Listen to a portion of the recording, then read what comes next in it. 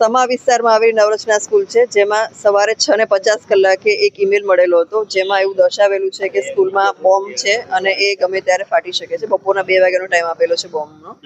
જેના અનુસંધાને સ્કૂલ પ્રશાસને આપણો સંપર્ક કરતા તાત્કાલિક અહીંયા લોકલ પોલીસ, એસઓજી, BDDS અને ટીમો અહીંયા પહોંચી ગઈ છે. સાયબરની ટીમ પણ પહોંચી ગઈ છે. મેલ ક્યાંથી આવ્યો છે એની તપાસ શરૂ કરવામાં આવેલી છે.